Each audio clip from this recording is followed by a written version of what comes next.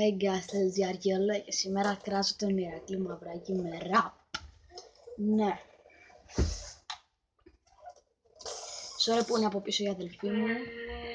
High five, κόλλα 5. Sorry άμα μου χαλάει το βίντεο, όμως εγώ συνεχίζω να κράζω μαύρους μαλάκες. Πάμε.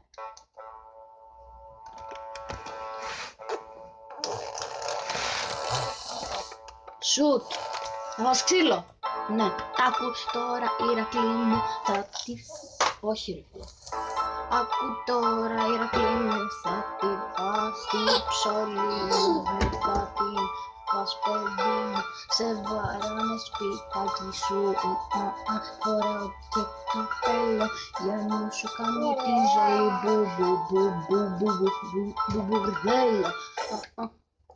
Όχι ρε φίλε γαμώ. Ναι, πάμε, συνεχίζω. Και η μάνα σου τα αρχίδια μου τρίζει. Η μάνα σου είναι σπαστικά. Θα πάρει και αμπικιά. Στις αμπικές γραμμές σου. Η μάνα σου είναι πηδί σου. Τρέχα κλάψε παιδί μου. Αφού δεν ξέρεις freestyle για την ζωή μου. Όλα όσα κάνεις είναι για τον θα σε ταπώσει αν μπορεί και η αδελφή μου είναι δύο, μπορεί και να πάρει καλύτερα από σένα παλιό μου ξεπαπάρει.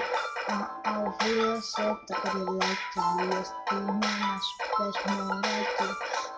Τώρα μην ξανακράξεις, αλλιώς θα πεθάνει. Μπλαπ, πολεμό σου παραπέρα.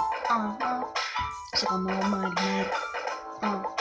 Σε γαμάμε όλοι, σε φωνάζουμε κουμπιόλοι. Είναι πολύ καλό, έχεις υγιάδι μόνο στο ποπό.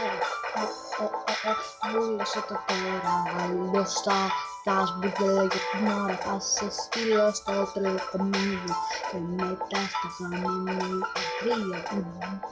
Ναι, αυτό ήταν το freestyle. Κάντε μου sub, like, subscribe.